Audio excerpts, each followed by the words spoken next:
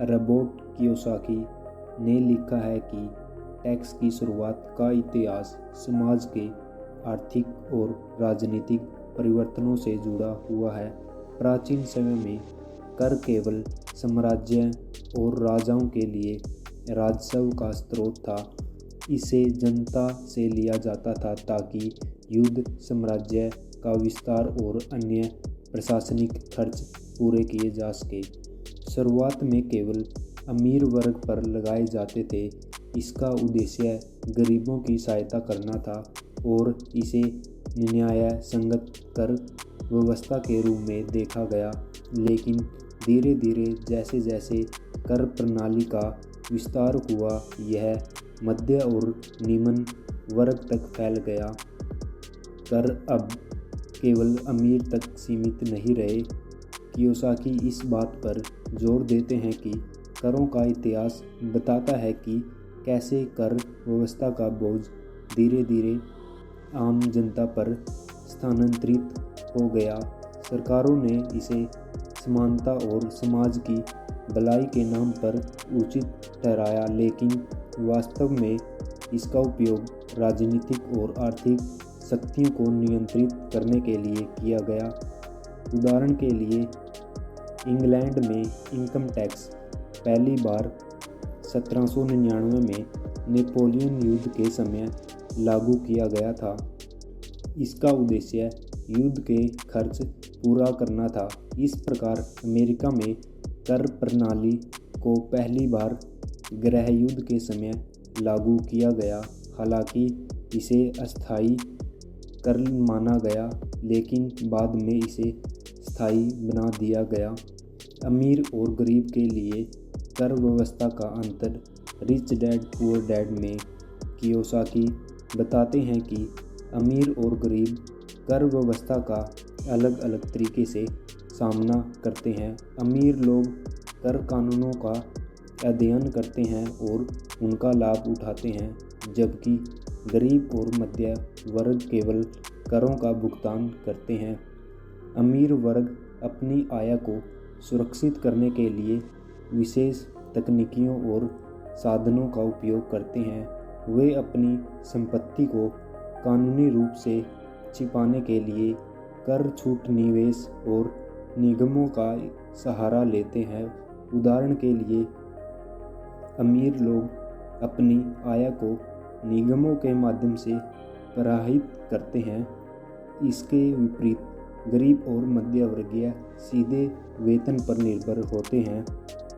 वे अपनी आय पर पहले कर का भुगतान करते हैं और फिर शेष राशि खर्च करते हैं। निगमों की शक्ति को समझना कियोसाकी के वित्तीय दर्शन का एक महत्वपूर्ण हिस्सा है। एक निगम एक कानूनी इकाई है जिसे कानून द्वारा एक व्यक्ति की तरह अधिकार दिया गया है। इसका अर्थ है कि निगम स्वयं करों और भुगतान कर सकता है, संपत्ति खरीद सकता है और अनुबंध कर सकता है। अमीर लोग निगमों का उपयोग करते हुए अपनी आय को सुरक्षित करते हैं। वे अपने खर्चों को निगम के तहत डालते हैं, जिससे उनकी कर योग्य आय कम हो जाती है। निगम काम करते हैं पहले खर्च बाद में कर। अमीर लोग निगम की आय से पहले खर्च करते हैं और फिर जो बचता है उस पर कर का भुगतान करते हैं। इसके विपरीत गरीब और मध्य वर्ग पहले कर का भुगतान करते हैं और फिर अपनी आवश्यकताओं के लिए खर्च करते हैं। संपत्ति की सुरक्षा, निगमों का उपयोग संपत्ति को कानूनी रूप से अलग रखने के लिए किया जाता है। इससे व्यक्तिगत संपत्ति करों और मुकदमों से सुरक्षित रहती है। निवेश, निगमों का उपयोग कर छूट प्राप्त निवेश करने के लिए किया जाता था। उदाहरण के लिए, अमीर लोग रियल एस्टेट में निवेश करते हैं और इससे मिलने वाला कर लाभों का उपयोग करते हैं। उदाहरण, मान लीजिए एक व्यक्ति ने एक निगम की स्थापना की। अब वह अपनी वास्तविक खर्चों को इस निगम के तहत डालता है। यात्रा, भोजन और अन्य खर्चों को निगम के खर्च के रूप में दर्ज किया जाता है। इसके बाद जो लाभ बचता है केवल उस पर कर लगाया जाता है। इससे उसकी कर योग्य आय कम हो जाती है और वह कम करों का भुगतान करता है। वित्तीय शिक्षा का महत्व। कियोसाकी के अनुसार करों और निगमों को समझने के लिए वित्तीय शिक्षा होना आवश्यक है। अधिकांश लोग वित्तीय ज्ञान के अभाव में केवल अपने वेतन पर निर्भर रहते हैं। वे अपनी आय पर अधिक करों का भुगतान करते हैं क्योंकि वे कर प्रणाली और उसके प्रबंधनों को नहीं समझते। वित्तीय शिक्षा के लाभ: करों को कम करना और आय को सुरक्षित करना, निगमों और निवेश के माध्यम से संपत्ति बनाना, धन प्रबंधन के स्मार्ट तरीके अपनाना, कर कानूनों को नैतिक पहलू।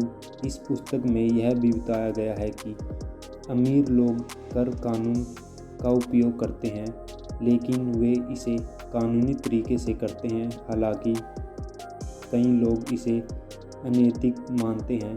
कियोसाकी इसे वित्तीय समझदारी कहते हैं। उनके अनुसार यह प्रत्येक व्यक्ति की जिम्मेदारी है कि वह अपने पैसे और करों के बारे में जानकारी प्राप्त करे। रिच डैड पुअर डैड में कियोसाकी इस बात पर जोर देते हैं कि कर कानून और निगमों की शक्ति को समझकर कोई भी व्यक्ति वित्तीय स्वतंत्रता प्राप्त कर सकता है। उन्होंने बताया कि कैसे अमीर लोग इन संसाधनों का उपयोग करते हैं और अन्य लोगों से आगे निकल जाते हैं। इस अध्याय का मुख्य उद्देश्य है कि वित्तीय शिक्षा को प्राथमिकता दी जाए।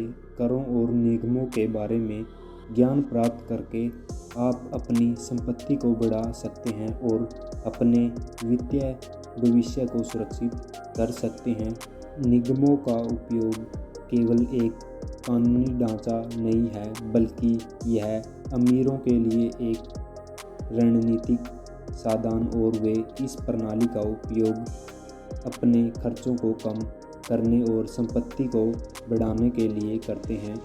निगमों के मुख्य लाभ: करों का पर नियंत्रित। निगमों के माध्यम से अमीर लोग कर योग्य आय को नियंत्रित कर सकते हैं। उदाहरण के लिए, यदि किसी व्यक्ति की व्यक्तिगत आय पर 30% कर लगता है तो वह निगम स्थापित करके पहले अपने सभी खर्चों को शामिल करता है। इस प्रकार कर योग्य आय पर कर का प्रतिशत घट जाता है। वित्तीय गोपनीयता: निगमों के तहत संपत्ति रखने से व्यक्तिगत संपत्ति छिपी रहती है। यह उन्हें मुकदमों और अन्य कानूनी चुनौतियों से बचाने में मदद करता है। लागत का अनुकूलन: निगमों के मालिक अपने खर्चों जैसे यात्रा, मनोरंजन और वाहनों के रखरखाव को खर्चों के रूप में दर्ज कर सकते हैं। कर छूट और प्रोत्साहन: सरकारें निवेशकों को प्रोत्साहन देने के लिए विशेष कर छूट और लाभ देती है। अमीर लोग इन छूटों का लाभ उठाने के लिए निगमों के माध्यम से निवेश करते हैं। निगम बनाम व्यक्तिगत आय: आम आदमी अपनी आय पर पहले कर चुकाता है और बची हुई राशि से अपने खर्च पूरे करता है। वही निगम पहले अपने खर्च निकालता है और फिर बचे हुए लाभ पर कर का भुगतान करता है। यह अंतर अमीरों को वित्तीय रूप से आगे बढ़ने का अवसर देता है। उदाहरण, यदि किसी व्यक्ति की मासिक आय 1 लाख है और उस पर 30% कर लागू होता है तो उसे 30,000 कर चुकाना होगा। लेकिन यदि वह आय एक निगम के माध्यम से आ रही है और उसे 50,000 का व्यावसायिक खर्च दिखा दिया हो तो केवल 50,000 पर कर लगेगा। इससे कर की राशि केवल 15,000 होगी अमीर की सोच बनाम गरीब की सोच। कियोसाकी इस बात पर जोर देते हैं कि अमीर और गरीब के बीच मुख्य अंतर उसकी सोच में होता है। अमीर लोग समस्याओं को अवसर के रूप में देखते हैं। वह यह सोचते हैं कि मैं इसे कैसे कर सकता हूँ। वे नए तरीके ढूंढते हैं और कानूनी रास्तों का उपयोग करके अपने संसाधनों को अधिकतम करते हैं। गरीब और मध्य वर्ग कर प्रणाली को सही नहीं मानते। वे शिकायत करते हैं लेकिन इसे बदलने की कोशिश नहीं करते। उनकी सोच में मैं इसे बर्दाश्त नहीं कर सकता जैसे बाधाएं होती हैं। कर और निगमों का प्रभाव आज की दुनिया में कियोसाकी बताते हैं कि यह प्रणाली आज भी सक्रिय है और इसका असर हर सतह पर दिखता है। बड़े निगम और अमेज़न, एप्पल और गूगल कर बचाने के लिए विभिन्न देशों में अपने ऑफिस स्थापित करते हैं। टैक्स हेवन्स कई अमीर लोग और बड़े निगम टैक्स हेवन्स कम कर वाले देश का उपयोग करते हैं। यह कानूनी प्रणाली उन्हें कम कर दर वाले देशों में अपने कार्यालय खोलने और आय को वहां स्थानांतरित करने की अनुमति देती है। उदाहरण, आयरलैंड को एक टैक्स हेवन के रूप में जाना जाता है जहां बड़ी बड़ी कंपनियां अपने मुख्यालय स्थापित करती है। इससे वे अपने देशों से अधिक कर भुगतान से बचती हैं। वित्तीय रूप से स्वतंत्र बनने की कुंजी कियोसाकी के अनुसार वित्तीय स्वतंत्रता प्राप्त करने के लिए निम्नलिखित कदम उठाने चाहिए। वित्तीय शिक्षा, कर प्रणाली और निगमों के कामकाज को समझें। निवेश करें, संपत्ति बढ़ाने के लिए सही जगह पर निवेश करें। निगम स्थापित करें, यदि संभव हो तो साहिक खर्चों और आय को प्रबंधित करने के लिए एक निगम बनाएं। विशेषज्ञों की मदद लें, वित्तीय सलाहकार और कर विशेषज्ञों की सहायता से आप अपनी आय को सुरक्षित और बढ़ा सकते हैं। निगमों का उपयोग, व्यवहारिक दृष्टिकोण। निगम का निर्माण कैसे करें? निगम स्थापित करने के लिए निम्नलिखित कदम उठाए जा सकते हैं। कानूनी पूंजीकरण, निगम को कानूनी रूप से पंजीकृत करें। उद्देश्य और रणनीति तय करें कि निगम किसी उद्देश्य के लिए काम करेगा। खर्च और आय का प्रबंध, अपनी व्यक्तिगत आय को निगम की आय के रूप में स्थानांतरित करें। पेशेवरों की मदद, एक अच्छे कानूनी सलाहकार की मदद लें। निगम के प्रकार, सी कॉर्पोरेशन बड़े व्यवसायों के लिए, एस कॉर्पोरेशन छोटे व्यवसायों के लिए, LLC लिमिटेड लायबिलिटी कंपनी व्यक्तिगत और व्यावसायिक सुरक्षा के लिए। निष्कर्ष, वित्तीय स्वतंत्रता का मार्ग।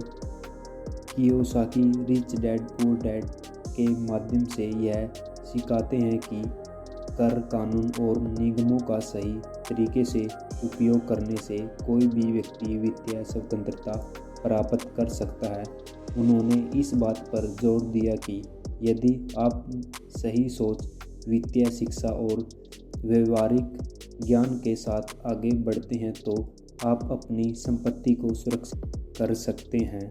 अमीरों की रणनीति, सिस्टम को समझना और उसका उपयोग करना। कियोसाकी इस बात पर विशेष जोर देते हैं कि अमीर लोग न केवल सिस्टम को समझते हैं बल्कि उसका पूरा लाभ उठाते हैं।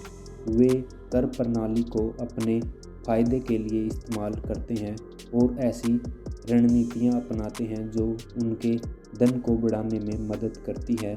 शिक्षा और ज्ञान, अमीर लोग खुद को वित्तीय और कानून ज्ञान से लैस करते हैं।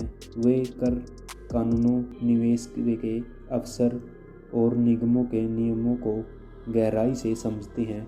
यह ज्ञान उन्हें सही निर्णय लेने में मदद करता है। सही पेशेवरों की मदद लेना, अमीर लोग कर विशेषज्ञ वित्तीय सलाहकार और वकीलों की मदद लेते हैं।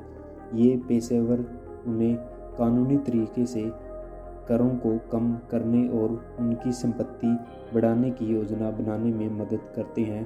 पेशवी आय पर ध्यान केंद्रित करना।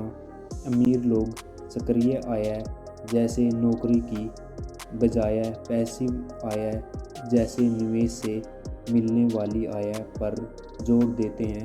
पैसिव आय पर कर दर अक्सर कम होती है और इसमें कर छूट और लाभ भी मिलती है। गरीब और मध्य वर्ग की स्थिति। सिस्टम से अनजान गरीब और मध्य वर्ग पर प्रणाली और निगमों के कामकाज को नहीं समझते। वे अपनी आय पर अधिक कर चुकाते हैं और अक्सर अपने खर्चों पर प्रबंधन करने में सफल होते हैं। करों का बोझ। मध्य वर्ग पर करों का सबसे अधिक बोझ होता है क्योंकि वे सबसे बड़े वेतनभोगी समूह में आते हैं। उनकी आय सीधे कर के दायरे में होती है और वे अपने खर्चों को पहले नहीं कर सकते। वित्तीय शिक्षा का अभाव।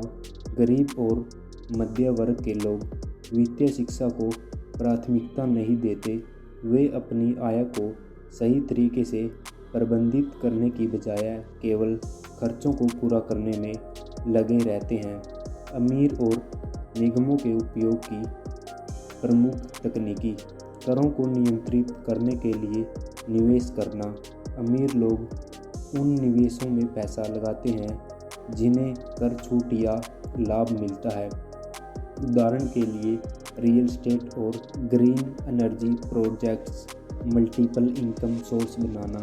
वे अपनी आय के विभिन्न स्रोत बनाते हैं जैसे रियल एस्टेट, स्टॉक मार्केट और व्यवसाय।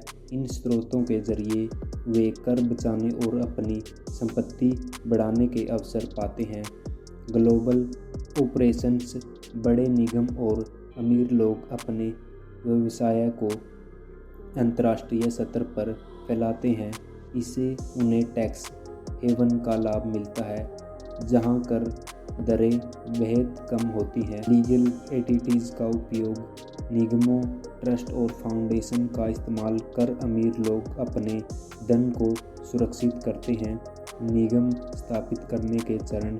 व्यवसाय का उद्देश्य तय करें। सबसे पहले यह तय करें कि आपका निगम किस उद्देश्य से कार्य करेगा।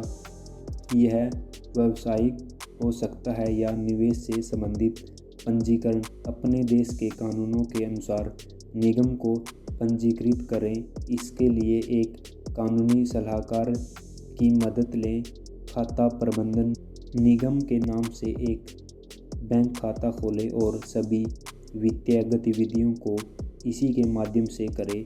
वित्तीय रणनीति। सुनिश्चित करें कि निगम के माध्यम से आपकी आय और खर्च का सही रिकॉर्ड रखा जाए। वास्तविक दुनिया के उदाहरण। जेफ बेजोस और एमेजॉन एक ऐसा निगम है जो अमेरिका में कम कर दरों के लिए जाना जाता है। यह कंपनी अपनी अधिकांश आय को शोध और विकास में दिखाती है जो कि एक व्यावसायिक खर्च है। इससे टैक्स बचता है। एलोन मस्क और टेस्ला जैसी कंपनी ग्रीन एनर्जी सब्सिडी का लाभ उठाती है। इस प्रकार उनकी पर कम कर लगता है। व्यक्तिगत स्तर पर उपयोग। एक व्यक्ति अपने स्वयं के छोटे व्यवसाय को निगम के रूप में पंजीकृत कर सकता है। वह अपने काम के लिए जरूरी खर्चे जैसे यात्रा, उपकरण और अन्य लागत को व्यावसायिक खर्चों के रूप में दर्ज कर सकता है। गरीबों के लिए सबक। कियोसाकी इस अध्याय के माध्यम से गरीब और मध्य वर्ग को यह संदेश देते हैं कि वे कर प्रणाली को समझें और इसे अपने फायदे के लिए उपयोग करें। वित्तीय शिक्षा। वित्तीय ज्ञान को प्राथमिकता दें। कर कानून और निवेश को बुनियादी बातें सीखें। व्यवसाय शुरू करें। एक छोटे स्तर पर व्यवसाय शुरू करें और इसे निगम के रूप में पंजीकृत करें। निवेश करें। निवेश के ऐसे साधन खोजें जो कर लाभ प्रदान करते हैं। विशेषज्ञों से परामर्श लें। एक पेशेवर कर सलाहकार से मदद लें ताकि आप अपनी आय और करों को बेहतर तरीके से प्रबंधित कर सकें। इस अध्याय का मुख्य आदेश यह है कि यदि आप वित्तीय रूप से स्वतंत्र होना चाहते हैं तो आपको कर प्रणाली और निगमों के उपयोग को समझना होगा। अमीर लोग इस ज्ञान का उपयोग करके अपने धन बढ़ाते हैं, जबकि गरीब और मध्य वर्ग इसे नज़रअंदाज करते हैं। रिच डैड का पाठक स्मार्ट बनो, सिस्टम को समझो और इसका उपयोग अपने लाभ के लिए करो। पुअर डैड का दृष्टिकोण, सिस्टम को स्वीकार करो, मेहनत करो और जो बचा है उसी से संतुष्ट रहो।